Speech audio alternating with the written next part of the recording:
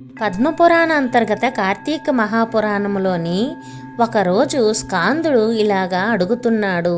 తండ్రి, ఉసిరిక చెట్టుకి అంతటి మహత్యము ఎలా వచ్చింది? పరమేశ్వరుడు ఇలా చెబుతున్నాడు.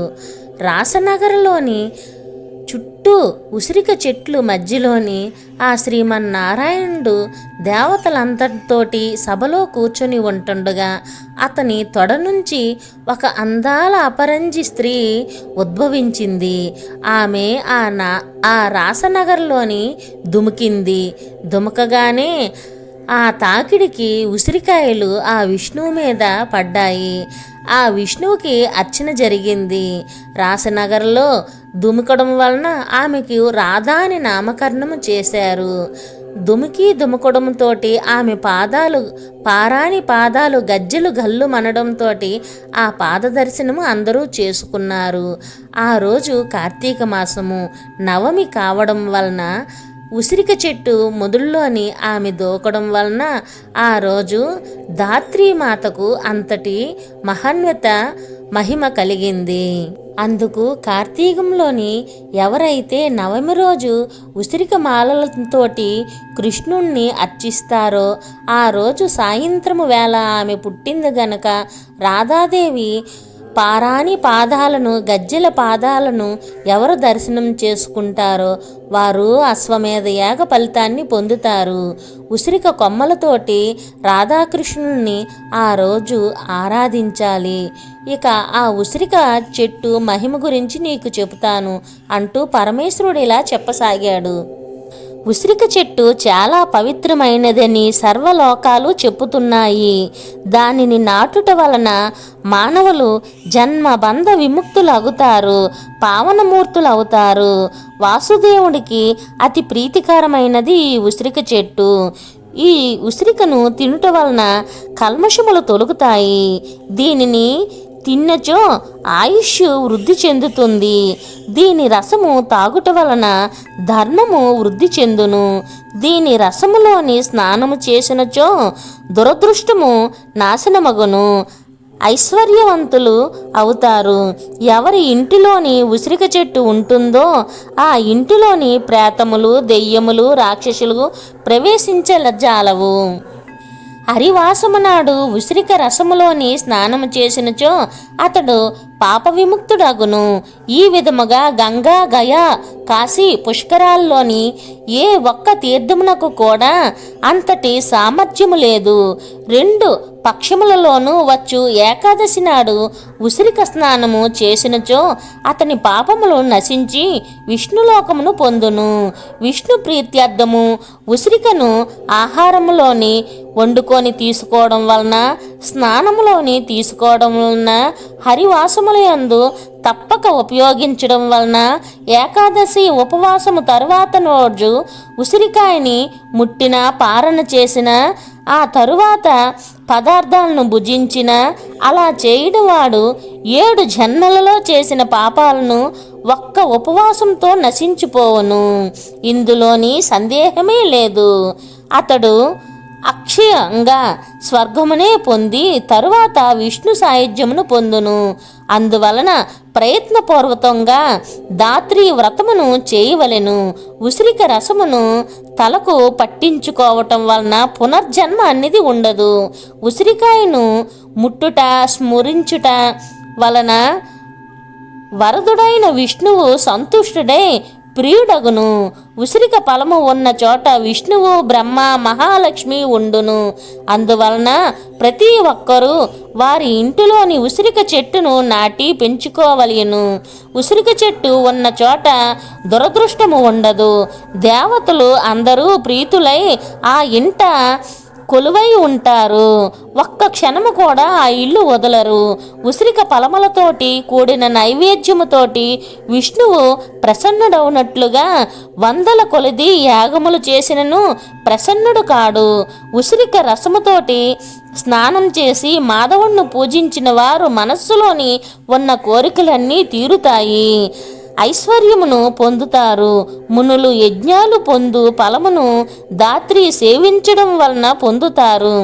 తీర్థయాత్ర చేయుట వలన, వ్రతమును ఆచరించుట వలన ఎటువంటి ఫలము పొందునో అదే ఫలము ఉసిరిక వృక్షమును సేవించుట వలన లభించును. ఉసిరిక ఫలమును సేవించుట వలన దేవీ దేవతలు శివగణాలు ప్రీతిని పొందును. మరియు దుష్టగ్రహాలు, దైత్య రాక్షస వాళ్ళు సౌమ్యులగుదురు. సప్తమ యజ్ఞములను సమస్త దేవ పూజలయందు ఉసిరిక ఫలము శ్రేష్టమైనది.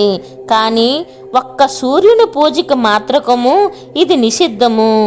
అందుకే ఆదివారం నాడు, సప్తమి నాడు ఉసిరికను సేవించరాదు.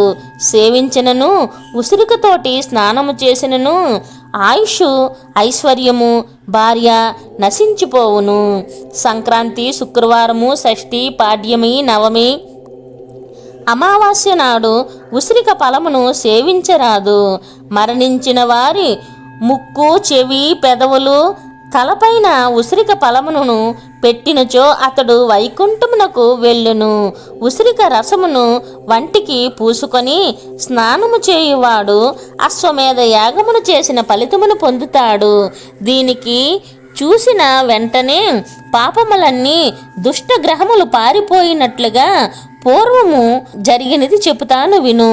పులష్కుడు చండాలుడు వేట కోసము అడవికి వెళ్ళి అనేక జంతువులను చంపెను.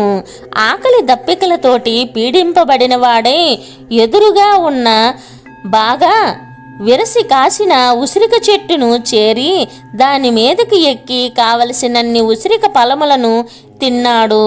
దురదృష్టవశాత్తున చెట్టుపై నుంచి క్రిందపడి గాయాలతోటి ఆ బాధ నొప్పి భరించలేక మరణించాడు.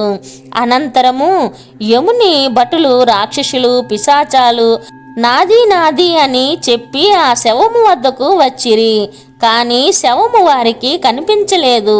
అంతట వారు ఆలోచించి మునులు వద్దకు వెళ్ళి ఇలా పలికారు: ధీరులారా, పాపి అయిన ఈ చండాలుణ్ణి మేము కానలేకపోతున్నాము. యముని కింకరులు కూడా వాడిని చూడలేకపోతున్నారు. దానికి కారణం ఏమిటి? యుద్ధములోని వెన్నుచూపు మరణించువారు, శక్తికి మించిన పనుల వలన క్రిందపడి మరణించిన వారు, ఆయుధము, అగ్ని మొదలైన వాటి వలన మరణించిన వారు, పులి మొదలైన క్రూర జంతువుల చేత చంపబడిన వారు, మొసలి మొదలైన నీటి జంతువుల చేత చంపబడిన వారు, చెట్టు మీద నుంచి పడి మరణించిన వారు, పశు పక్షాదుల వలన మరణించిన వారు, కారాగృహములోని మరణించిన వారు, విషము వలన మరణించిన వారు, ఆత్మహత్య చేసుకున్నవారు, బ్రాహ్మణుని రాజుని ద్వేషించుచు మరణించిన వారు, పాషాండులు, వామచారులు, క్రూరులు, అబద్ధపు సాక్ష్యము చెప్పినవారు, శుచిలేని అన్నమును తిన్నవారు, వీరినందరినీ ప్రేతములు తింటాయి. ఇందులోని సందేహము లేదు. ఈ శవము ఎందుకు ఎవరికి వీలు పడకుంటుంది? ఏ ప్రభావం వలన ఇతనిని మేము చూడలేకపోతున్నాము అని ఆ మునిని అడిగారు. ఓ ప్రేతములారా, ఇతడు ఉసిరిక చెట్టుని ఎక్కి ఆ ఉసిరికాయలను తిన్నాడు. అతను నేలపై పడినప్పుడు అతని పైన ఎన్నో కాయలు పడ్డాయి. అందువలన అతడు మీకు కనిపించడం లేదు. అంతేకాకుండా చెట్టుపై నుంచి పడిన ఇతడు దేహమందుండి ఆశ లేకుండా సుఖంగా ప్రాణములను విడిచెను. ఇతడు సూర్యుని గమనము వలన కాదు, ఉసిరిక ఫలమును సరి అయిన దినములో తినుట వలన ఈ ఫలితం కలిగింది. ప్రేతములు అడుగుతున్నాయి, మేము అజ్ఞానంతో అడుగుతుండడం లేదు. మాకు చెప్పండి, విష్ణులోకం నుండి విమానము ఇంకనూ రాలేదు. ఇది వచ్చి వరకు తెలుసుకోవలసినవి అంతా చెప్పవలయను. బ్రాహ్మణులు వేద మంత్రములు, శాస్త్రములను, స్మృతి పురాణములను చెప్పే లోపల మాకు చెప్పి మమ్మల్ని పంపించండి. వేద ధ్వనులను మేము వినలేము. ఆ ప్రదేశంలో ఒక్క క్షణం కూడా ఉండలేము. యజ్ఞము, హోమము, జపము జరుగు స్థలములలోని, దేవుని పూజా స్థలములోని మేము ఉండలేము. అందువలన ఓ బ్రాహ్మణులారా, మా యందు దయతోటి వేగముగా చెప్పండి. ఏ పాపము చేయుట వలన మానవుడు మానవులు ప్రేతములుగా పుడతారు. ఆ పుట్టడానికి కారణమేంటి మాకు తెలియపరచండి. బ్రాహ్మణులు చెప్తున్నారు, తప్పుడు సాక్ష్యం చెప్పుడు వారు, బంధనలో మరణించిన వాడు, చంపబడిన వారు, ఆకలి దప్పికలతోటి మరణించిన వారు, ఎదుటివారిని మోసం చేసి తాను బతికేవాడు, అలా మరణించినవాడు, బ్రాహ్మణులను గురువులను అకారణంగా అడ్డుకొని వారి కార్యాలకు ఆటంకం కలిగించేవారు శాశ్వతంగా ప్రేతముగా నరకంలో ఉంటారు. తనదైన ఇతరులదైన గోవును హింసించువాడు పాప పనులు భూమిపైన ప్రేతముగా పుట్టును. మాట తప్పినవాడు, వ్రతములను చేస్తామని మధ్యలో వదిలినవాడు, పద్మపత్రములలోని తిన్నవాడు, పుత్రికను అమ్మినవాడు, సాధ్వి అయిన భార్యను హింసించినవాడు ప్రేతమై జన్మిస్తాడు.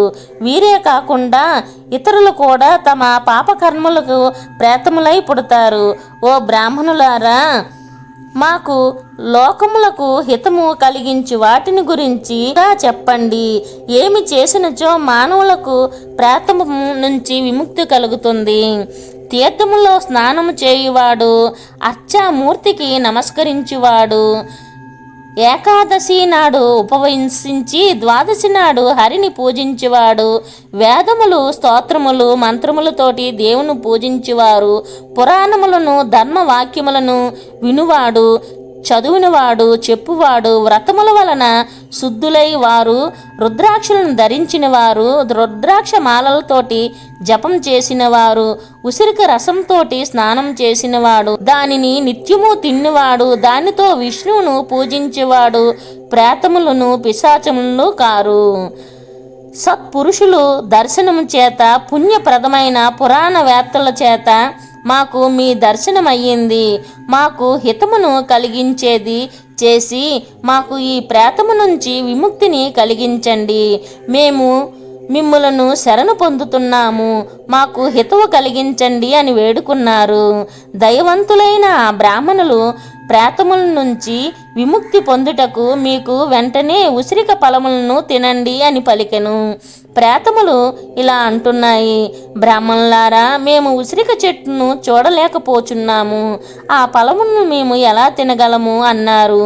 బ్రాహ్మణులు ఇలాగంటున్నారు, మేము చెప్పిన వలన మీకు ఇబ్బంది ఉండదు, మీరు తినగలుగుతారు, స్వర్గమును పొందుతారు అన్నారు. ఈ విధంగా బ్రాహ్మణుల నుంచి వరమును పొంది ప్రేతములు ఉసిరిక చెట్టుకి ఎక్కి ఉసిరిక ఫలములను తిన్నారు. తరువాత అందమైన రథము ఒక్కటి వచ్చింది. అందులోని ఆ చండాలుడు ఈ ప్రేతములు కూర్చొని యజ్ఞము చేయువారి వలె పుత్రవంతులు పొందు దుర్లభమైన స్వర్గముని పొంది సుఖ సంతోషాలతోటి స్వర్గంలోని సుఖించారు. ఎవరైతే ఈ కార్తీక మాసంలోని ఈ దాత్రి ఉసిరిక ఫలముల ఈ వృక్ష వృత్తాంతాన్ని వింటారో, ఆ రాధాకృష్ణుల్ని ఉసిరికాయలతోటి పూజిస్తారో, ఆ రాధమ్మ పాదదర్శనము చేసుకుంటారో వారికి సర్వ పాపాలు పోయి అశ్వమేధ యాగం చేసిన ఫలితము లభిస్తుంది. Please like, share and subscribe my channel. ఇలాంటి మరెన్నో వీడియోస్ కోసం మా ఛానల్ని సబ్స్క్రైబ్ చేసుకోండి.